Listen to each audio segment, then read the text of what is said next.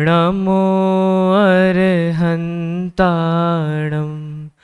नमो सिद्धाणं नमो आयर्याणं नमो उवज्झायाणं नमो लोये सवसाहुणम्।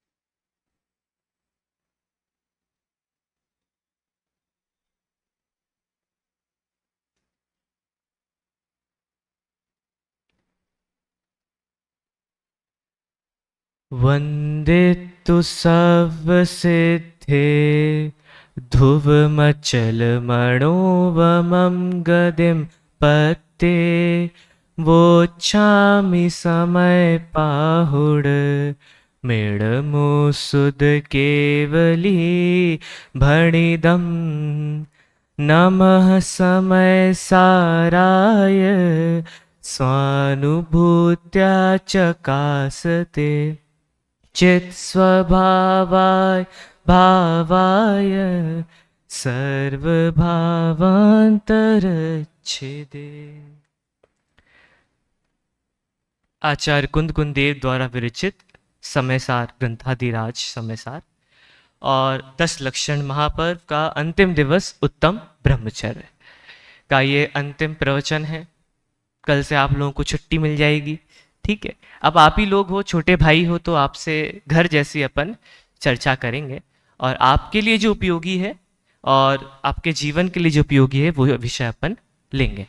जो भी विद्यार्थी अपना अलग अलग काम कर रहे हैं वो छोड़ करके एक शांत चित्त से बैठकर एक बार बढ़िया ध्यान से सुने। देखिए, सबसे पहला विषय होता है कि प्रवचन का विषय क्या लिया जाए। भाई आपके पास सिर्फ 45 मिनट हैं। अभी आप जब बड़े होंगे, फर्स्ट ईयर में जाओगे, तो आपको ये बहुत दुविधा होती है।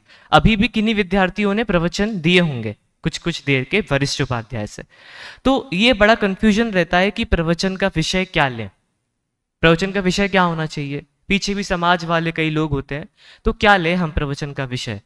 तो सबसे पहला उत्तर आता है कि एक, जो विषय मुझे पसंद है। अब मुझे क्या पसंद है कि मुझे वर्तमान योग पसंद हो सकता है तो मैं कहानी सुना दूं, मुझे कर्णान योग पसंद हो सकता है तो मैं आपको कर्णान योग का विषय पढ़ा दूं, मुझे चंडान योग पसंद हो सकता है तो मैं रत्न शावकाचार लेके बैठ जाऊं। जो मुझे पसंद है। दूसरा हो सकता है जो आपको पसंद है। अब आप ये सोच सकते हो कि भाई समाज जो बैठी है वो समाज को कौन सा विषय अच्छा लगता है। मान लो आपकी ये दैनिक सभा है, समयसार आदि यहाँ पे ग्रंथ पढ़ाए जाते हैं, तो इस सभा के लिए श्रेष्ठ विषय क्या हो सकता है। प्रवचन सार की 80वीं गाथा, ऐसा विषय हो सकता है जो सभा के लिए अनुकूल हो। तीसरा होता है वो विषय जो हर जीव के लिए योग्य हो। आप विचार करो, जब हम दिव्य ध्वनि सुनने जाते हैं सम्मोहन में, तो भगवान ये सोच के बोलते होंगे कि मैं क्या बोलूं। बोलो, दिव्य ध्वनि किस बेसिस पे खिरती है। दिव्य ध्वनि आपके पुण्य प्रमाण पे, आपकी जिज्ञासा प्रमाण पे, आपके ग्रहण करने की योग्यता प्रमाण पे। इन शॉर्ट, जो व्यक्ति, जो जीव के लिए उपयोगी विषय है उसके लिए दिव्य ध्वनि, उस विषय पे दिव्य ध्वनि चलती है। क्योंकि सर्वज्ञ देव के ज्ञान में तो पूरा लोक झलक रहा है। बोलो, आपको क्या लगता है कि सर्वज्ञ देव स्वयं पहले सोचते होंगे कि मैं क्या बोलूं, फिर व्यक्ति विशेष को इस विषय पे शंका है तो मैं ये प्रवचन दूं, इसको 7 तत्व शंका है तो मैं 7 तत्व समझाऊं, इसको किसी दर्शन शास्त्र पे संस्कृत में शंका है तो इसको संस्कृत पढ़ाऊं। बोलो, सर्वज्ञ देव के ज्ञान में तो पूरा लोक झलक रहा, वो क्या बोलेंगे और वो छटनी कैसे करेंगे। तो सर्वज्ञ देव तो वीतरागी हैं, वो अपने ज्ञान में झलक रहे विषय की छटनी नहीं कर सकते। बात समझ नहीं। वो ये नहीं सोच सकते कि आपके लिए उपयोगी क्या है, क्योंकि उसके लिए फिर राग आ जाएगा। वो तो वीतरागी है, उनको मतलब नहीं है। आप जो प्रश्न पूछो वो उत्तर सर्वज्ञ देव की वाणी से आ जाए। और कैसे आएगा, ऐसा भगवान बोल नहीं रहे, वो आपको स्वयं से ही वो बात समझ में आ जाएगी। ठीक है, इसको कहते हैं सर्वज्ञ देव की दिव्य ध्वनि। ऐसा नहीं है कि वहां आप गए और भगवान प्रवचन दे रहे हैं कि हे जीव अपनी आत्मा को जानो, ये बात भी नहीं कहते सर्वज्ञ देव, समझना। सर्वज्ञ देव कुछ नहीं कह रहे हैं। सर्वज्ञ देव की बस बात यह है कि आपको क्या प्रश्न है उसका उत्तर आपको मन में मिल जाएगा। परंतु फिर हम तो ये कहते कि हम समोशरण में गए और हमें आत्मा का तत्व का उपदेश मिला, या यूं कहो कि कोई अबोध व्यक्ति है, उसको पता ही नहीं है कि यहां पे प्रश्न पूछा जा सकता है। वो पहली बार गया है समोशरण में, उसको पता नहीं कि यहां प्रश्न पूछ के उत्तर मिल सकता है, वो सिर्फ ऐसे गा के बैठ गया। अब उसको क्या होगा? उसको तो शंका भी नहीं है, उसको तो शंका भी नहीं है। तो फिर वहां पे जो गणधर देव होते हैं, जिन्होंने उस पूरे लोकालोक के ज्ञान में से विशेष जो जीव के लिए उपयोगी ज्ञान है ऐसा द्वादशांग बनाया। किन्होंने बनाया? गणधर देव ने। अपन कहते हैं ना गूथा, गूथा का मतलब क्या होता है? गूथा का मतलब क्या होता है? ऐसा नहीं है, गूथना नहीं। गूथना मतलब कि भाई वो तीन लोग तीन काल के समस्त चराचर पदार्थ जो भगवान के ज्ञान में झलक रहे हैं, उसमें से जीव के उपयोगी क्या हो सकता है? जीव का उपयोगी क्या हो सकता, आगे देखिए, जीव का उपयोगी क्या हो सकता है, वो विषय गणधर देव ने ग्रहण किया और उसका ग्रंथ बना दिया, या यूं कहो उसकी बात वो समझाने लगे। तो जो भी व्यक्ति आता है, यदि उसके पास कोई शंका नहीं है, तो गणधर देव उसे बताते हैं उसके हित की बात। अब मान लो कोई व्यक्ति है, उसको डायबिटीज है, उसको कैंसर है 4th स्टेज का, समझ रहा। अब वो डॉक्टर के पास गया, डॉक्टर ने चेकअप किया और उसको समझ में आ गया है कि इसको 4th स्टेज का कैंसर है। अब डॉक्टर उसको क्या बोलेंगे? सुनो भाई, कैंसर इसे कहते हैं, किसी भी अंग का खराब होना उसको कैंसर कहते हैं। आपको जो कैंसर हुआ है वो शक्कर खाने से हुआ है, शक्कर बनती है शुगर केन से, शुगर केन आया है उस खेत से, वो खेत में केमिकल, ऐसा बोलोगे? आप बोलोगे भैया 4th स्टेज का कैंसर है, फटाफट ट्रीटमेंट कराओ नहीं तो गायब हो जाओगे। आप बोलोगे तुरंत के तुरंत हमें ये इलाज करना है। बोलो, जिसको ये समझ में आता है कि काल बहुत थोड़ा है, काल बहुत कम है, तो तुरंत उपचार करता है। भाई आपके पास साल भर होता है, साल भर में आप अपनी किताबें पढ़ोगे क्या? हिंदी पढ़ोगे, इंग्लिश पढ़ोगे? नहीं। और वही इतनी मोटी मोटी बुक जो आपके एग्जाम होते हैं उसके 2 दिन पहले पूरी किताब पढ़ लोगे, पूरी ए से लेकर जेड तक याद हो जाएगी, पढ़ लोगे, रात भर जाग के पढ़ लोगे। कैसे पढ़ लोगे? किस बात से पढ़ लोगे? कि कल एग्जाम है और यदि मैंने नहीं पढ़ा तो कुछ भी नहीं लिख पे आ पाऊंगा, फेल हो जाऊंगा, इस डर से आप पढ़ते हो। कौन मोटिवेट कर रहा है आपको पढ़ने के लिए? बोलो, कौन मोटिवेट कर रहा है आपको? कोई आपका दोस्त बोले चल आज मूवी रिलीज हुई है, चलते हैं। आपको उस दिन बोर्ड का अगले दिन पेपर है इंग्लिश का और आज क्रिकेट मैच फाइनल है, बोलो देखोगे कि पढ़ाई करोगे? बोले कि मैच कल देख लेंगे, रिपीट टेलीकास्ट से देख लेंगे, पर अगर ये मैंने नहीं पढ़ा तो मेरी 12th बोर्ड खराब हो जाएगी। बोलो, 12th बोर्ड खराब हो जाएगी, ये सोचकर आप मैच देखोगे कि पढ़ाई करोगे? आपको उस समय कौन मोटिवेट कर रहा है पढ़ने के लिए? आपकी स्वयं की बुद्धि। ऐसे ही यहां पर कुंद आचार्य देव कह रहे हैं कि बेटा सुनो, हे भव्य जीवो सुनो, तुम्हारे पास काल बहुत थोड़ा सा है। कितना है? थोड़ा सा। अब बताओ कितना थोड़ा सा है? आप क्या कह सकते हो? कौन कहेगा मेरी 80 साल की उम्र है, कौन कहेगा मेरी 90 साल की उम्र है? कैसे कहोगे आप कि मेरे 90 साल की उम्र है? हो सकता है कुछ पल हो सकता है कुछ क्षण हो। बोलो, तो बोले जितना छोटा सा काल है अपना आत्म कल्याण कर ले। कितनी जल्दी? फटाफट। फटाफट के लिए उन्होंने शब्द लिखा है झटती, शब्द दिया उन्होंने झटती, मतलब तुरंत अपना आत्म कल्याण कर। क्यों? अब इस आत्म कल्याण करने के लिए आपको कौन मोटिवेट कर रहा है? प्रश्न। आत्म कल्याण कर, अभी मत लगाओ, अभी आप बाद में लगाना, जब मैं कलश पढ़ूंगा तब आप लगाना, नहीं तो ध्यान लोगों का फिर पढ़ने में जाता है। वापस इधर देखो क्या कह रहे हैं। अब वो व्यक्ति, जो जीव, जिसे आचार्य अमृतचंद्र देव कह रहे हैं कि हे भव्य जीव सुन, तेरे पास समय बहुत कम है, अपना आत्मा का कल्याण कर और तुरंत के तुरंत अपने स्वरूप में स्थिर हो जा। वो किस मोटिवेशन से आत्मा में लगेगा? अब देखो, आज के समय में व्यक्ति को इतना सुनना क्यों पड़ रहा है? आप विचार करो, आपको एक ही बात प्रतिदिन सुनाई जाती है, पीछे भी मैं सभी साधन में उसे कहना चाहता हूं, आपको एक ही बात प्रतिदिन सुनाई जाती है कि आत्मा हूं, ऐसा निर्णय करो। क्यों नहीं कर रहे? क्योंकि अभी टाइम है। मैं आपसे कहूं बच्चों से पढ़ाई करो पढ़ाई करो, बोले भैया अभी बोर्ड्स में 5 महीने हैं, अभी टाइम है, पढ़ लेंगे आराम से। अभी बोर्ड्स में 4 महीने हैं, अभी टाइम है, पढ़ लेंगे आराम से। अभी 3 महीने हैं, पढ़ लेंगे आराम से। 2 महीने हैं, पढ़ लेंगे। थोड़ा थोड़ा शुरू किया पढ़ना, थोड़ा थोड़ा शुरू किया, 1 महीना बचा है, अभी थोड़ा पढ़ रहे हैं, मस्ती करते करते पढ़ रहे हैं। 2 दिन पहले पढ़ना शुरू करते हो, होता है कि नहीं होता है? बोर्ड्स के लिए आप भले ही थोड़ा जल्दी शुरू कर दो, पर सामान्य एग्जाम के लिए 2 दिन पहले। बात समझ में आई? ऐसे ही हम आपको यहां विद्वान प्रतिदिन प्रतिदिन प्रति समय ये तत्व ज्ञान की धारा बह रही है, इसमें आप सभी श्रवण कर रहे हैं, पर क्यों क्यों टाइम लगता है? प्रश्न ये है, टाइम क्यों लग रहा है? आपसे कहा गया, देखो हम छोटे छोटे होते, नर्सरी वाले बच्चे बड़े अच्छे होते, क्यों? उससे कहा A for apple B for ball, उसने बोला A for apple B for ball, उसने 1.5 अक्कल नहीं लगाई। उसने 1.5 अक्कल क्यों नहीं लगाई? बोले क्यों, ऐसा क्यों होता है? A for apple B for ball क्यों होता है? बोलो क्यों होता है? अरे होता है, A for apple B for ball शुरुआत है, अगर इसमें 1.5 अक्कल लगा लोगे तो कभी नहीं सीख पाओगे। अच्छा, आप ये सोचते हो कि गुरुजी सही बोल रहे हैं कि गलत बोल रहे हैं? वो छोटा बच्चा जो नर्सरी में, वो ये ऐसा सोचता होगा कि ये जो बात कह रहे हैं ये सच है कि मनगढ़ंते फेंक रहे हैं मन से? बोलो, वो ये नहीं सोचता, वो सीख लेता। A for apple B for ball. हमने कहा आप भगवान आत्मा हो, हमने क्यों कहा? सर्वज्ञ देव ने कहा, 3 लोक के नाथ ने कहा, परम पिता ने कहा तू भगवान आत्मा है। हमने क्या बोला? ठीक है, और सुनाओ। अरे कहा भगवान आत्मा है तो मानो ना, मानते क्यों नहीं हो? तो बोले अब माने कैसे, तुम कैसे मानते हैं?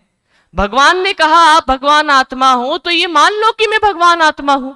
इसमें आप 1.5 अक्कल क्यों लगाते हो कि भाई भगवान ने कहा है तो सही में हूं कि नहीं हूं, कहीं और तो नहीं हूं? मुझे मजा तो बढ़िया खीर खाने में आता है, मिठाई खाने में आता है, नमकीन खाने में आता है। बोलो, मजा तो हमें उस चीज में आ रहा है, हमें तो आत्मा, जब आत्मा ऐसे बैठते हैं तो कुछ समझ ही नहीं आता। तो बोले कैसे कर लूं मैं आत्मकल्याण? एक, और दूसरा अभी आपको सुधि नहीं आ रही है। सुधि मतलब क्या होता है ये समझो। सुधि मतलब होता है सचेत अवस्था।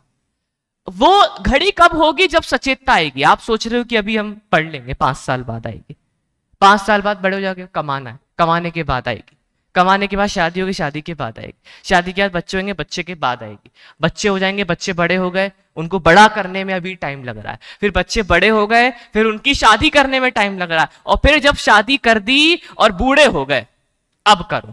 तो अब बूढ़े होने के बाद तो क्या ही समझ में आएगा भैया? बूढ़े लोगों को क्या समझ में आता है? बोलो। सम्यक दर्शन का नियम ऐसा हो जाता है कि जितनी जल्दी कर ले, 8 वर्ष में कर ले, बेस्ट। 8 वर्ष में कर ले, कर लो भैया, इससे अच्छी बात ही नहीं हो सकती। वो एलविल 8 वर्ष का होगा, उसको सम्यक दर्शन करा दो। क्यों भाई? क्योंकि वो मान लेगा। और जितने बड़े होते जाओगे, जितने बड़े होते जाओगे, उतनी 1.5 अक्कल लगाते जाओगे, लगाते जाओगे, लगाते जाओगे। और सम्यक दर्शन तो क्या चीज है? किस चिड़िया का नाम है सम्यक दर्शन? हम तो सोचते हैं हमारे बस की नहीं है। अभी अधिकांश मुमुक्षु तो ये सोचते हैं कि सम्यक दर्शन भैया हमारा, it's not my cup of T, हमारे बस की नहीं है। ये कभी कौन सोच रहा है यहां बैठने वाला कि मैं सम्यक दर्शन करूंगा और मैं सम्यक दर्शन लेके उठूंगा प्रवचन के बाद? बोलो, ये बुद्धि थी आपकी? सुन रहे हैं, बैठे हैं, बाहर बैठे, अंदर बैठ गए, भाई टाइम है तो बैठ गए, नहीं है तो नहीं। ऐसी प्रवृत्ति से सम्यक दर्शन नहीं होगा। बात समझ में आ रही है थोड़ी सी? भाई जिस व्यक्ति को ये रुचि होगी कि मैं आत्म तत्व हूं, ऐसा 3 लोक के नाथ ने मुझे कहा है। पहले 3 लोक के नाथ की हमने वो की, क्या की? सिद्धि, सर्वज्ञ सिद्धि। सर्वज्ञ सिद्धि हो गई कि भाई ये 3 लोक के नाथ ये सही है, ये जो कह रहे हैं वो सत्य कह रहे हैं। अब हमने ये जब ये बात स्वीकार ली, तो फिर इसके बाद उन्होंने जब कहा कि हे भव्य जीव तू भगवान आत्मा है, ऐसा स्वीकार कर, अन्यथा। अब क्या होता है अन्यथा में? समझे? अन्यथा में 4 गति 84 लाख का चक्कर काटना पड़ता है। अभी इसके बारे में हमने सोचा ही नहीं है। क्या कहा? इसके बारे में अभी मैंने क्या कहा था शुरू में? भैया जिस प्रकार आपकी एग्जाम में अभी टाइम है, एग्जाम में टाइम है, तो आप ही सोचते हो तो बहुत टाइम है, 5 महीने बाद में सोचेंगे। ऐसे ही हम सभी जीव जो सुन रहे हैं नहीं सुन रहे हैं, सबकी बात कह रहा हूं, हमने सोचा ही नहीं। क्या नहीं सोचा है कि ये भव के बाद क्या होगा। बच्चे, अभी आप ये सोचते हो कि यार हम संस्कृत पढ़ के क्या करेंगे, हम यहां से शास्त्री करने के बाद क्या करेंगे, हमें टीचर नहीं बनना, हमें कुछ और। अभी आप यही सोच रहे हो। बच्चे ये सोचते हैं हमें टीचर बनना, प्रोफेसर बनना है। बड़े ये सोचते हैं कि हमें बच्चों की शादी करना है। शादी होने के बाद पति पत्नी सोचते हैं हमें बच्चे कैसे पालना है, हमें कहाँ रहना, पैसा कैसे कमाना है, भोग कैसे भोगना है। दादी दादा बनने के बाद भी कहीं ना कहीं विकल्प चलता रहता है। बोलो, आपने कभी ये सोचा कि इस भव के बाद क्या होगा, इस भव के बाद क्या होगा। और मैं आत्मा तो अनंत भव का हूं। ये भव तो मैंने निराकुलता से पैसा कमा के निकाल लिया, अनंत भव कैसे निकालूंगा। और यदि इस भव में सम्यक दर्शन नहीं किया तो अनंत भव में क्या करूंगा। इस बात पे कभी आपको प्रश्न चिन्ह लगा? नहीं लगा। मैं कह रहा हूं नहीं लगा। क्यों नहीं लगा? क्योंकि हमने इस और कभी विचार ही नहीं किया। मैंने ये विचार कब किया? मेरे शास्त्री हो गए उसके बाद मैंने विचार किया। क्या? कि भाई हम ये जो दिन भर सोच रहे हैं, क्या बनूंगा, क्या करूंगा, कितना कमाऊंगा, कैसे कमाऊंगा, किससे शादी करूंगा, बच्चे हो ना, क्या घर बार व्यापार, इसके बारे में जो प्रतिक्षण सोच रहा हूं, मैंने कभी समय निकाल के ये नहीं सोचा कि इसके अगले भव में क्या होगा, उसके अगले भव में क्या होगा। और यदि मुझे ये दिव्य ध्वनि दोबारा सुनने को नहीं मिली तो क्या होगा। तो मैं बताता हूं क्या होगा। आप चलो एक सफर में, मेरे साथ बैठो जयपुर से मुंबई तक के लिए। जयपुर मुंबई की एक ट्रेन होती है, उसमें बैठ जाओ। अब आप देखो उसमें बैठने वाले हजारों लोगों को, वो क्या कर रहे हैं। सोचो एक बार कि वो क्या कर रहे हैं। जो भी वो बैठे हैं सब अपने अपने गंतव्य पर जा रहे हैं। क्या सोचकर जा रहे हैं? किसी को अपने घर जाना है, किसी को अपनी जॉब पर जाना है, किसी को हॉलीडे पर जाना है, किसी को कोई चीज चाहिए, किसी को कोई चीज चाहिए। किसके ध्यान में आत्मा है बोलो। और ये भव मेरा छूट गया तो इसी प्रकार ही मेरे असंख्यात अनंत भव निकलेंगे। बोलो, तो हम ये विचार क्यों नहीं करते? हमें ये विचार हावी होता है पंच इंद्री के विषय भोग का। आज क्या बनाना है, आज क्या खाना है, प्रवचन में क्या बोलना है, क्या सुनना है, कल कौन सा कार्यक्रम है, कहां जाना है, कैसा करना है, सबका विकल्प है। पर यह विकल्प थोड़ा कर लो किस बात का, कि मैं कौन हूं, मेरा क्या स्वरूप है, क्या ये शरीर ही मैं हूं। ये विकल्प क्यों नहीं होता? पता है क्यों नहीं होता? इसका भी उत्तर है, क्योंकि मोह इतना हावी होता है कि यह विकल्प उत्पन्न ही नहीं होने देता। अभी सभा बड़ी वैराग्यमय हो जाएगी, अंत में जब बोधि दुर्लभ भावना की आपको बातें सुनाई जाएगी तब आपको लगेगा कि हाय, ये नर भव बड़ी मुश्किल से मिला है, इसलिए अपना आत्म कल्याण करना चाहिए। ये भावना बाकी उठोगे, बाहर जाओगे, सब भूल जाओगे। होता है कि नहीं होता है? बोलो, सबके साथ होता है? मैं बता रहा हूं, होता है ऐसा। फिर आप अपनी वही, इसने क्या बनाया, इसने क्या पहना, इसने क्या ओढ़ा, इसने क्या खाया, यही बच्चों में दूसरी चलती रहती है। इसने क्या बोला, इसने क्या सुना। ये कभी विकल्प ठहरेगा ही नहीं। क्यों नहीं ठहरेगा? क्योंकि मोह इतना भारी है, इतना बड़ा है कि वो सहज आपको विकल्प उत्पन्न होने नहीं देता। क्या कहा? होने नहीं देता। आप ये सोचो कि मुझे पंडित जी से, मुझे ऐसा आत्मा कैसा विकल्प क्यों नहीं आता? अरे होने ही नहीं दे रहा है वह मोह। उसके लिए भेद विज्ञान करना पड़ेगा। सहज आप सोचो मैं सुबह उठ के अचानक मैं भगवान आत्मा हूं ऐसा हो जाए, ऐसा नहीं होता। उसके लिए आपको थोड़ा प्रयास करना पड़ेगा। प्रतिदिन की प्रति घटनाओं में आपको भेद विज्ञान करना पड़ेगा। आप भोजन कर रहे हो, उसमें भेद विज्ञान है। आप पानी पी रहे हो, उसमें भेद विज्ञान है। आप बोल रहे हो, चाल रहे हो, उठ रहे हो, बैठ रहे हो, उसमें भेद विज्ञान करना। कैसा भेद विज्ञान करना है? कैसा भेद विज्ञान करना है भैया? पीछे बोले मैं कौन हूं और ये कौन है, और ये जो भाव हो रहे हैं वो कौन है। पूरा समय सार शुद्ध आत्मा को बताने वाला है। एक गाथा पढ़ लो काम हो जाएगा। मैं कह रहा हूं एक गाथा पढ़ लो काम हो जाएगा। 415 गाथाएं हैं। वो कितनी बार पढ़ी? बोले हमने कईयों बार पढ़ी। तो काम हुआ? बोले नहीं हुआ। क्यों नहीं हुआ? क्योंकि आपने सिर्फ पढ़ी है। क्या कहा? आपने सिर्फ पढ़ी है। अब बच्चों को क्या बोले? आपने तो पढ़ी ही नहीं है। पढ़ोगे, आप भी पढ़ोगे। तो जब आप पढ़ोगे तो आप कैसे पढ़ोगे? अध्ययन की दृष्टि से पढ़ोगे। इस शब्द का अर्थ क्या है, इस संस्कृत का अर्थ क्या है, इसमें ये क्या कह रहे हैं, इसमें ये क्या कह रहे हैं, यहाँ पर जयचंद जी छाबड़ा क्या कह रहे हैं, यहाँ पे दादा क्या कह रहे हैं, सबकी बातें पढ़ लोगे। पर उसमें मैं था ये नहीं पढ़ोगे। मैं बता रहा हूं क्यों ऐसा होता है ना, अभी अध्ययन के फेज में हो आप, पर जब आपको ऐसी घंटी बजेगी, अब वो घंटी उपादानगत योग्यता से बजती है, वो जब घंटी बजेगी कि हाँ ही मैं भगवान आत्मा हूं, बस इसके बाद और दूसरा कोई स्वीकार करने का विषय नहीं है। बोलो, मैं भगवान आत्मा हूं, मैं परिपूर्ण भगवान आत्मा, उसके बाद दूसरा क्या विकल्प आता है? खाना खाने जाना है, टाइम हो गया, पानी पीने जाना है, पंडित जी प्रवचन हो गया, टाइम हो गया, अभी हमें वॉशरूम के लिए जाना है। बोलो कौन सा विकल्प आता है? बोले ये जो विकल्प आते हैं ना, ये पर्यायों के हैं, मैं ही हूं नहीं। मैं कौन हूं? मैं ध्रुव हूं। पंडित जी साहब सुबह शाम मतलब सुबह और दोपहर प्रतिदिन एक ही बात तो समझा रहे हैं, मैं भगवान आत्मा हूं, ऐसा इसका निर्णय करने के बाद दुनिया का कोई भी विकल्प शेष नहीं रह जाता। मुझे ये करना है, मुझे खाना है, मुझे पीना है, मेरे ऊपर जिम्मेदारी है, कोई जिम्मेदारी नहीं है मेरे ऊपर। मैं भगवान आत्मा हूं, ऐसा निर्णय करने के बाद सब निर्भर हैं। भाड़ में जाने दो तुम भार, स्वयं से हो जाओ निर्भर। कौन बोझा डाल रहा आपके ऊपर और किस चीज का बोझा डाल रहा आपके ऊपर? विचार करो। हर स्थिति में मैं कह रहा हूं ना, जन्म से लेकर मरण तक हर व्यक्ति के पास अपना अपना बोझा है।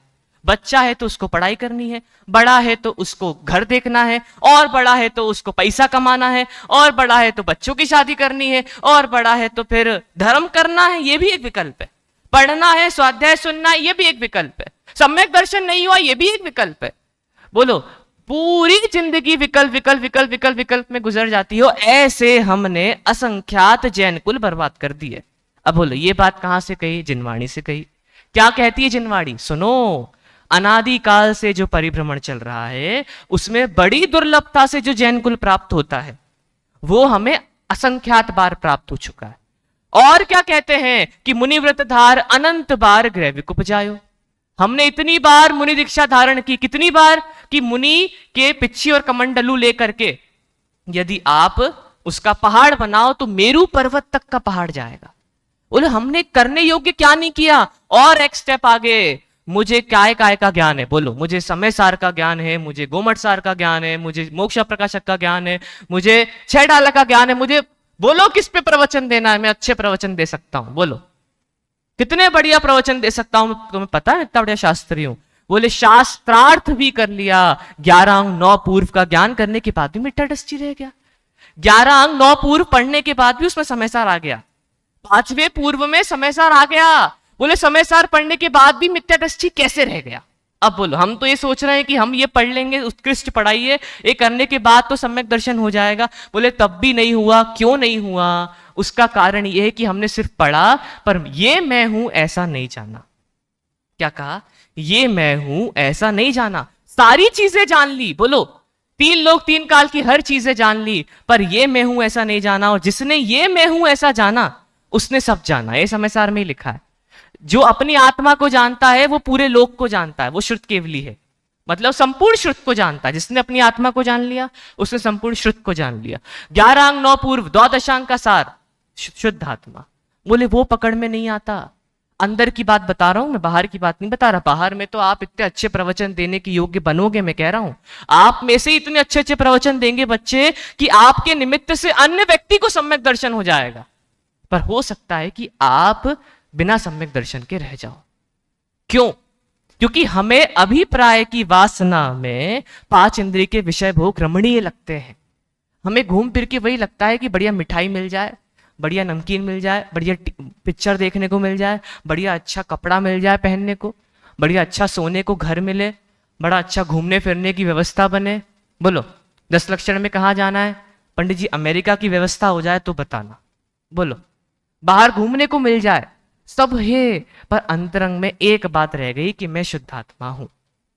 ये परावर्तन पूरे करने के बाद भी जीव बस सुनता रह जाता है और सुनता रह जाता है। श्रावक श्रोता सुनते रह जाते हैं, पर सुनने के बाद कभी अंतरंग में ये विचार नहीं किया। तो बोले 1 मिनट निकाल करके एक बार ये सोचो कि हम कब विचार करेंगे, कब वो काल लब्धि आएगी, कब वो दिन आएगा, वो क्षण आएगा जब मैं समय निकाल के केवल अपने स्वरूप का निर्णय करने के लिए विचार करूंगा। बैठना भी नहीं है, ध्यान नहीं लगाना है, मैं आत्मा हूं, ऐसा भी नहीं करना है। हम तो कह रहे हैं प्रैक्टिकल विचार करो ना। आप दुनिया को देख रहे हो, दुनिया को देख करके विचार करो। क्या विचार करो दुनिया को देख करके, बोलो दुनिया कहां सुखी है। आप लोगों को लग रहा है अभी बचपन में कि पैसा कमा लूंगा खूब, 50,000 1 लाख रुपए महीने की नौकरी होगी तो सुखी हो जाऊंगा। मैं लोग देखो जिनकी 1 लाख रुपए महीने की नौकरी, उन्हें देखो कितने सुखी है। देखो फिर आप सोचोगे कि मुझे बढ़िया घर मिल जाएगा बेंगलोर में, मुंबई में, बिल्कुल बीच के किनारे, तो मैं सुखी हो जाऊंगा। बोले देखो जिसके पास ये घर है वो सुखी है। बोलो घूम फिर के पूरा लोग देखो, अंबानी के पास पहुंच जाओ, अंबानी की शादी में पहुंच जाओ। अंबानी की शादी में कितने दुख हुए पता है? सब लोग आए दुनिया भर के, पर उसके घर के लोग नहीं आए। घर के लोग देखे आपने? उसका ताया, फूफा, मौसा कोई नहीं दिख रहा है, सिर्फ बाहर के लोग दिख रहे हैं। बोलो ऐसा ऐसा जीवन है उनका। सब लोगों को सब गिफ्ट कर देंगे, पर शांति किसके पास है? दिव्यानी जिठानी आपस में जलती है। अंबानी जब खाना खाने बैठता है तो डाइटिशियन द्वारा बताया गया फूड स्ट्रिक्टली उसको फॉलो करना पड़ता है। ये नहीं है कि जब मन में आया वो खा लिया। बोलो उसको जो बताया गया है वही खाना पड़ रहा। सोने की चम्मच से खाएगा, पर खाएगा वही फीका फीका खाना। क्यों? अभी जीना है और आगे। कितना कमा के सुखी हो जाएगा? हमको क्या लग रहा है? उसने इतना कमा लिया कि 50 पीढ़ी उसकी कुछ नहीं करे। 50 पीढ़ी कह रहा हूं, कुछ नहीं करे, कुछ नहीं करे, खाली बैठे तो भी चल जाएगी। इतना है उसके पास, इतना। 50 पीढ़ी भी कम है। तो बोलो अब रुक क्यों नहीं जाता? वो रुक क्यों नहीं जाता? उसने इतना कमा लिया है। तो यही तो दिक्कत है। जिस दिन आप कमाना शुरू करोगे उस दिन कभी रुकाव महसूस नहीं करोगे, आपको कम ही लगेगा। 40,000 कमाओगे तो कम है, 40 लाख कमाओगे तो कम है। अभी नीट की परीक्षा हुई थी दोबारा, जो भी हुआ था, उसका जो फर्स्ट रैंकर था उसने सुसाइड कर लिया। क्यों? उसको डिप्रेशन आ गया था, उसको प्रेशर आ गया था। सोचो, रिजल्ट आया और रिजल्ट के अगले दिन उसने सुसाइड कर लिया। कौन सुखी है, कहां सुखी है? ये भेद विज्ञान आपका है। क्या कहा? आपको जिस चीज में सुख लग रहा, आपको मान लो सोने के हार में सुख लग रहा है पीछे, आप भेद विज्ञान आपसे करोगे कि बोलो सोने के हार में कितना सुख है और कब तक सुख है। वो सुख की क्वांटिटी कब तक चलेगी, निरंतरता कब तक चलेगी, और मैं कितने देर उसका विकल्प करूंगी। पहले तो आप इस 1 साल तक यही सोचोगे कि ये खरीदूं, और फिर खरीदने के बाद पहनोगे कितना और रखोगे कितना? रख दोगे लॉकर में, लॉक। अब और क्या करोगे उसका? एक साड़ी आपने खरीदी, सोच के संतुष्ट हो गए, अब मेरा महीने भर का कोटा हो गया। फिर गए, वो अच्छी लग रही, वो अच्छा लग रहा, वो अच्छा लग रहा है। इसकी कहां सीमा है? ये सीमा कहां है, कहां नहीं है, तय करना आपके ऊपर है। जो व्यक्ति ये तय करने में बुद्धि लगाता है, ये असली भेद विज्ञान की बुद्धि है। असली भेद विज्ञान की बुद्धि यह है कि आप अपने जीवन के समय में जो इच्छा आपको उत्पन्न हुई, उस इच्छा के बारे में सोचो कि ये इच्छा कब पूरी होगी और मैं सुखी हो जाऊंगा। और बोले ऐसा ही नहीं, मेरा संसार चक्र अनंत काल तक चलता रहेगा। इस भव में ने नाम कमा लिया, पैसा कमा लिया, कपड़े खरीद लिए, बंगला बना लिया, बोले अगले भव में त्रियंश होंगे, उसके अगले भव में नारकी होंगे। तो बोलो फिर अनंत काल की जो सिद्धावस्था है जिसकी हम प्रेरणाएं दे रहे हैं, वो मुझे प्राप्त होना है कि नहीं होना है, इसके ऊपर विचार नहीं जाता। अभी आप बहुत छोटे हो, हम कहते कौन छोटा है? हमें लग रहा आप छोटे हो। आप छोटे नहीं हो, वो बूढ़े हैं। बात समझ आई? कहने का तात्पर्य यह है कि अभी सम्यक दर्शन मतलब सच्चा निर्णय करने की उम्र आपकी है। अभी आपकी बुद्धि में तीक्ष्णता है, आप हर चीज का निर्णय कर सकते हो, सही गलत का भेद विज्ञान कर सकते हो, कौन सच कह रहा है कौन झूठ कह रहा है, न्याय के माध्यम से कसौटी पे कस सकते हो। ये उम्र है आपकी। और जब बूढ़े हो जाओगे 40 पार, तब बुद्धि मोटी हो जाती है। मोटी मतलब सुनते रहो, हाँ भैया बात तो सही है, लेकिन परंतु वो एक हमने ऐसा नियम लिया था, एक माला फेरने का नियम लिया था, यही करते रह जाएंगे। बोलो पंडित जी हम तो आत्मा आत्मा की बात सुनते हैं, सुबह से लगा लेते हैं प्रवचन, फिर दोपहर तक सुनते हैं, फिर शाम भी सुनते हैं, फिर रात में पढ़ते हैं, हमारा दिन भर ऐसे ही निकलता है। बोलो दिन भर ये करना था? एक बार समय सार पढ़ लिया, शुद्ध आत्मा का अनुभव कर लिया, अब क्या? बोलो अब हो गया, आत्मा का अनुभव हो गया, खत्म। अब आगे बढ़ो, मोक्ष मार्ग की राह पे। कब तक पकड़ के चलना? देवशास्त्र गुरु को भी कब तक आश्रय बनाना है? और तो और देवशास्त्र गुरु निमित्त भूत किसके होते हैं, ये भी समझना। हम कहते हैं ना देवशास्त्र गुरु हमारे सम्यक्त में निमित्त हैं। वास्तव में जो भेद विज्ञान पूर्वक आत्म स्वरूप का भेद विज्ञान करने के बाद कि यही मैं शुद्ध आत्मा हूं, ऐसा निर्णय स्वयं से करता है, उपादान से जब फल प्रकट होता है तब देवशास्त्र गुरु निमित्त कहे जाते हैं कि भैया इनके लिए देवशास्त्र गुरु निमित्त थे। जैसे कि नरक में जो लक्ष्मण और रावण का जीव था, उसने भेद विज्ञान करके नरक में ही सम्यक दर्शन प्राप्त किया। सम्यक दर्शन प्राप्त किया तो सीता का जीव निमित्त कहा, और यदि सम्यक दर्शन प्राप्त नहीं करता तो बोले कोई कौन सीता का जीव आए तो भी आए तो उससे क्या होता है, वो निमित्त थोड़ी कहा जाएगा। जब कार्य हो जाएगा तब निमित्त कहा जाएगा। ऐसे ही देवशास्त्र गुरु निमित्त कब बनेंगे आपके? बोले देवशास्त्र गुरु हमारे पास हैं, हमें ग्रहित मिथ्यात्व नहीं है, हमें सम्यक दर्शन है। अरे प्रभु सुनो, जब आप अपने स्वरूप का निर्णय करोगे, ये मैं भगवान आत्मा, मैं तो क्या कह रहा हूं, आपको बाहर में कुछ बदलने की जरूरत नहीं है। क्या कहा? आपको बाहर में अपना चरित्र बदलने की जरूरत नहीं है। एक आध नियम एक्स्ट्रा लेना है, एक आध नियम छोड़ना है, एक आध चीज ग्रहण करना है, छोड़ना है, कुछ पढ़ना है, कोई तीर्थ जाना है, कुछ करने की जरूरत नहीं है। ध्रुव आत्म स्वरूप का निर्णय जैसे हो वही होगा। और तो और इतनी अच्छी सुविधा है। सम्यक दर्शन किसको होता है? बोले पंचेंद्रिय और संगी हो, कोई सी गति में हो, सम्यक दर्शन हो जाएगा। इतनी अच्छी सुविधा है सम्यक दर्शन की कि कहीं भी हो जाएगा, बस अपने स्वरूप अपने सत्ता का निर्णय करना है। कहां? अच्छा, और ये सम्यक दर्शन करने में कौन बाधक है? बोलो, आपको कौन बाधक है? घर वाले, परिवार वाले, आपकी पढ़ाई का प्रेशर, पैसा, कौन बाधक है सम्यक दर्शन के लिए? बोले कोई बाधक नहीं है। सिर्फ आप अपनी ही दुनिया में मग्न हो, वो दुनिया से बाहर निकलने का समय आया है। क्या कहा जा रहा है? सिर्फ और सिर्फ पंडित टोडरमल जी की भाषा, स्वयं कल्पना से, मतलब स्वयं कल्पना करता है और कल्पना से सुखी होना मानता है, दुखी होना मानता है। असलियत में ऐसा कुछ नहीं है। हम एक और उदाहरण, जैसे कि छोटा बच्चा, पापा गाड़ी चला रहे, छोटा बच्चा उसको आगे बिठा दिया। छोटे बच्चे को आगे बिठा ले, टंकी के थे, टंकी पे, और टंकी पे वो ऐसे करके बैठ गया। पापा गाड़ी चला रहे, अब वो ये मान रहा है कि मैं गाड़ी चला रहा हूं। बगल वाली गाड़ी से आगे निकला तो देखो मैंने तुम्हें आगे निकाल दिया, देखो मैंने तुम्हें पीछे छोड़ दिया। बोलो आप क्या कहोगे? बच्चा गाड़ी चला रहा? नहीं चला रहा ना। बच्चा गाड़ी नहीं चला रहा, ये आपकी कल्पना है। ऐसे ही आप ये सोच रहे हो, क्या सोच रहे हो? कि मैं अपना जीवन चला रहा हूं, मैं पैसे कमा रहा हूं, मैं बोलने वाला, मैं सुनने वाला, मैं खाने वाला। आपकी कल्पना है। आप स्वयं सोचते हो कि मैं फला वस्तु खा के सुखी हो जाऊंगा, और आप स्वयं खाते हो, स्वयं सुखी होना मान भी लेते हो। बोलो, वो तो हमारे ज्ञान का गेय मात्र था। जिस दिन आत्म स्वरूप की खबर होगी, उस दिन सारा द्वादशांग ऐसा भाषित होगा कि अहो ये तो मुझे ही बताने वाला था।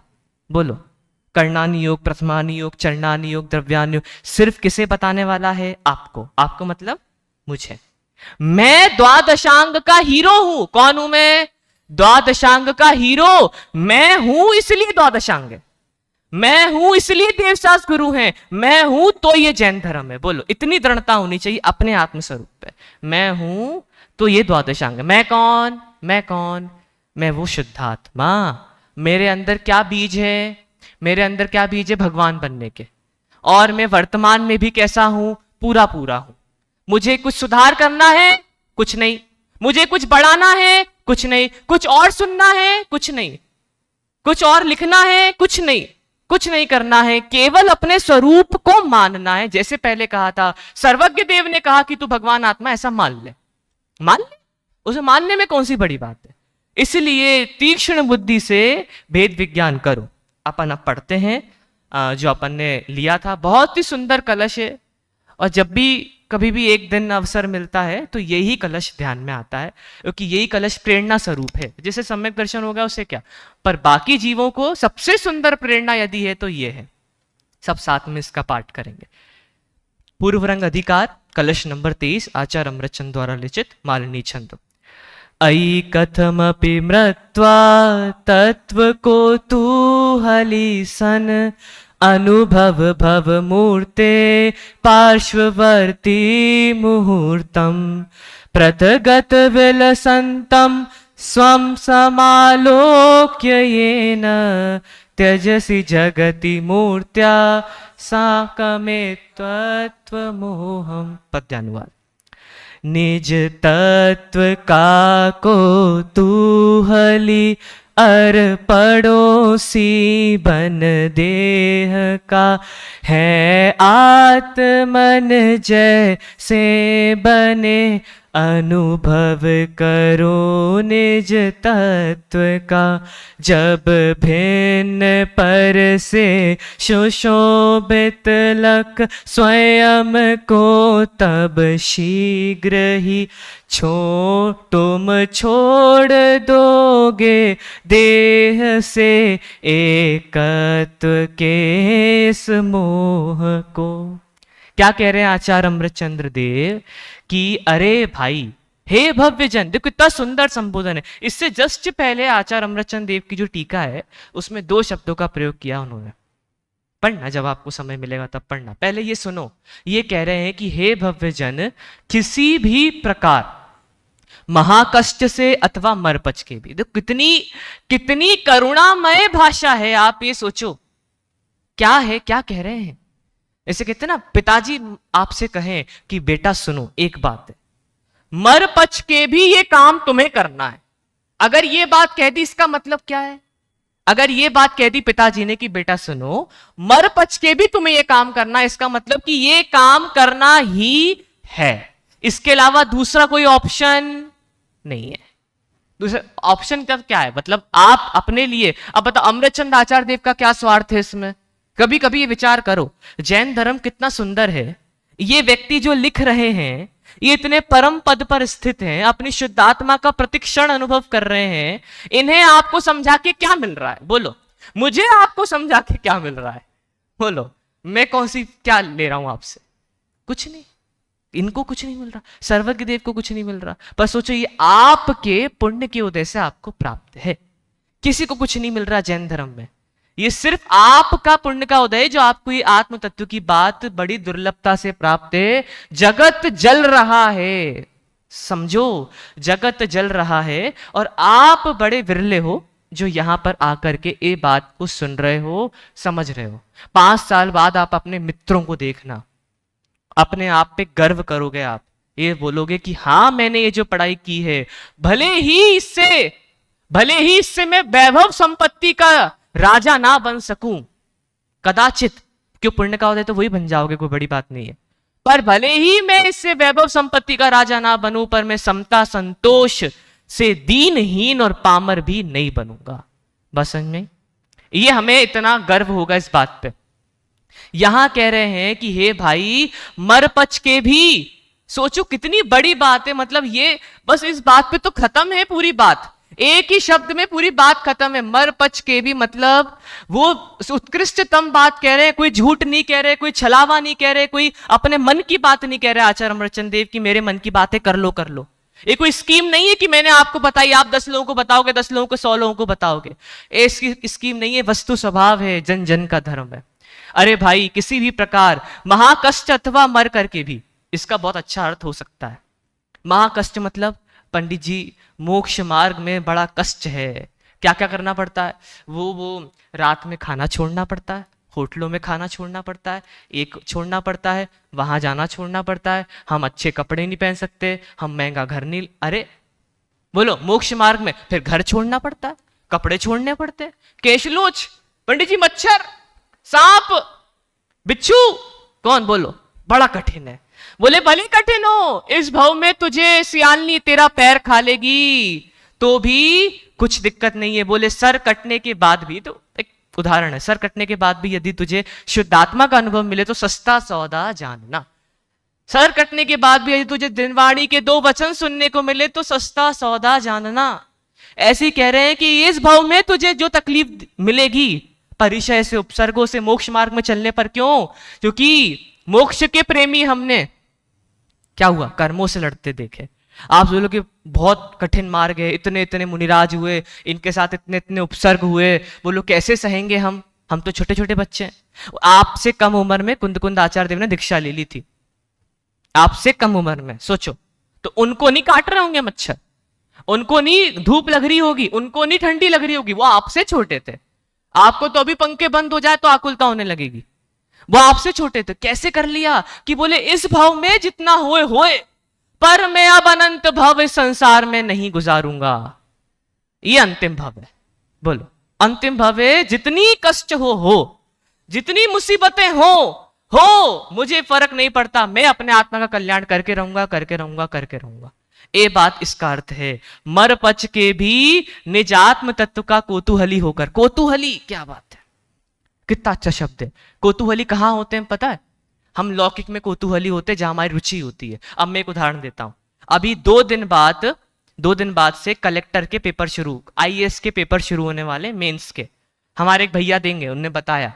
अब क्या होता है कि ये जो पढ़ाई कर रहा है, बोलो कठिन होती है, तो ये पढ़ाई करने वाला जब 6 महीने से इस पढ़ाई में बिल्कुल रच जाता है, पच जाता है, उसको दूसरा विकल्प नहीं आता। बोलो कौन सी पिक्चर रिलीज होगी जो आप देखने जाओगे मार्केट में? कौन सी? स्त्री देखने जाओगे? कौन सी पिक्चर देखने जाओगे? बोलो कौन सी पिक्चर रिलीज होगी वो देखने जाएगा? कौन से क्लब में पार्टी करने जाएगा? कौन से दोस्तों के साथ बाहर रात में घूमेगा, याशी करेगा? कौन सी दोस्तों से बातें करेगा? बोलो उसका एक ही लक्ष्य है, केवल मेरा आईएएस का परीक्षा और पेपर। पूरा भिड़ करके तैयार होकर के, उसमें खाना खाने की भी उसको सुध नहीं है। टोडरमल जी जैसे खाने में नमक नहीं हो तो भी उसे फर्क नहीं पड़ेगा, उसको अपनी पढ़ाई दिखती है। ये कोतूहली है। कोतूहली मतलब जिससे अपना लक्ष्य दिखाई देता है, भिड़ करके जो एक कार में लग जाए। बोलो भिड़ करके। अपन कहते ना, बनना है अगर सीए, बनना है अगर आईआईटी का एग्जाम क्लियर करना है, अगर आईएएस का एग्जाम क्लियर करना है, तो भिड़ करके तुझे पढ़ना पड़ेगा। ऐसे ही यदि तुझे मोक्ष मार्ग में वाकई सिद्ध होना है तो तुझे भिड़ करके इस कार्य में लगना पड़ेगा। प्रति क्षण प्रति समय तुझे पैसों का नहीं, तुझे 5 इंद्रिय के विषय भोगों का विकल्प नहीं, तुझे कैसे मैं शुद्धात्मा हूं और परद्रव्यों से भिन्न हूं, इसका विकल्प आना चाहिए। यह कौतूहली कहलाता है। तो बोले कौतूहली होकर इन शरीरादिक मूर्त द्रव्यों का, शरीरादिक मूर्त द्रव्य मतलब पंडित जी कहते हैं, एक बाजू राम आणि आखा बाजू आणि अगला बाजू अखा गाम। एक बाजू राम और अगली बाजू पूरा अखा गाम, मतलब एक शुद्धात्म तत्व मैं और मेरे को छोड़कर शेष पूरा 3 लोक। 3 लोक मतलब कुछ भी नहीं बचा है, कुछ नहीं। जिनवाणी भी नहीं, बोले नहीं। देवशास गुरु बोले नहीं, कोई भी नहीं, केवल अपना शुद्धात्मा इसको और इन सब को अलग करते। बोलो क्या करना है? कौन सी तलवार लेके लड़ने जाना है? आत्मा और शरीर का भेद विज्ञान करने के लिए किस युद्ध से गुजरना पड़ेगा आपको? कहां जाना पड़ेगा आपको? कहीं नहीं जाना है। अपनी शुद्धात्मा हूं ऐसा अनुभव करने पर सहज युद्ध हो रहा है। यद्यपि युद्ध नहीं कियो ना ही रखे असि तीर। ठीक है, आगे क्या है? परम अहिंसक आचरण तदपि बने महावीर। युद्ध नहीं किया उन्होंने, अपने आत्म स्वभाव के साथ युद्ध, कर्मों के साथ युद्ध किया। शरीर आदि मूर्त द्रव्य का एक मुहूर्त को, मुहूर्त क्यों कहा बताओ? एक मुहूर्त क्या होता है बच्चों, किसको आता है? एक मुहूर्त मतलब नहीं, एक घड़ी होती 24 मिनट की, जल्दी एक घड़ी होती 24 मिनट की, 2 घड़ी होती है 48 मिनट की, एक मुहूर्त होता है 48 मिनट का, एक अंतर मुहूर्त होता है 48 मिनट में से 2 समय कम। एक गुणस्थान विवेचन में आप पढ़ोगे। ठीक है, तो बोल रहे एक मुहूर्त मतलब मैक्स टू मैक्स 48 मिनट, इससे ज्यादा करने की जरूरत ही नहीं है। को पड़ोसी बनकर आत्मा का अनुभव कर, जिससे तू अपनी आत्मा के विलास को सर्व परद्रव्यों से भिन्न देखकर इन शरीरादिक मूर्तिक पुद्गल द्रव्यों के साथ साथ एकत्व के मोह को शीघ्र छोड़ देगा। देखो अब समय नहीं है, ये जो बात कही है ना, ये भी व्यवहार से है। क्यों? देखो समझो, आपका पूरा समय सार आप एक तरफ से कहोगे निश्चय नय का विषय, दूसरी व्यवहार का है। क्यों? क्योंकि आत्म तत्व को कहा नहीं जा सकता। ये कह रहे हैं पड़ोसी बन जा, पड़ोसी कैसे बनेंगे? बोले मैं ध्रुव हूं, बस एक यही बात है, मैं ध्रुव हूं, केवल एक यही बात है, परम शुद्ध निश्चय नय का विषय, नय भी नहीं, शुद्ध निश्चय नय का विषय। अगर नय में अटके रहे तो नयों में अटक जाओगे। बोले पक्षातिक्रांत होना हमको। तो परम शुद्ध निश्चय नय का विषय सो मैं हूं, बस यही बात है। यही एक, आपने पंचाध्यायी के नए पढ़ोगे आप, उसमें पंचाध्यायीकार ने केवल एक परम शुद्ध निश्चय नय को निश्चय नय कहा, बाकी सब व्यवहार है। बोले ये सब जो, क्योंकि आत्मा का कथन हो गया, कथन होने से व्यवहार हो गया। बोलो घी का कथन करो, एक ग्रंथ लिख दो घी के ऊपर, घी ऐसा है, घी ऐसा है, घी ऐसा है, घी ऐसा है, निश्चय से घी ऐसा, व्यवहार से घी ऐसा है, पर तो भी वो व्यवहार ही है जो भी है। असली तो अनुभव है, असली तो जो घी खा रहे हो वो अनुभव की बात है। ऐसे ही ध्रुव स्वभाव का अनुभव केवल एक यही धर्म है। तीन लोक तीन काल में 10 लक्षण धर्म ब्रह्मचर्य महाव्रत। बोलो, केवल एक आत्म स्वभाव को जानना यही एकमात्र धर्म है। इस धर्म को हम सभी जीव प्रकट करेंगे और शीघ्र ही सिद्धशिला पर मिलेंगे। शेष चर्चा फिर कभी। ओम नमः सिद्धे।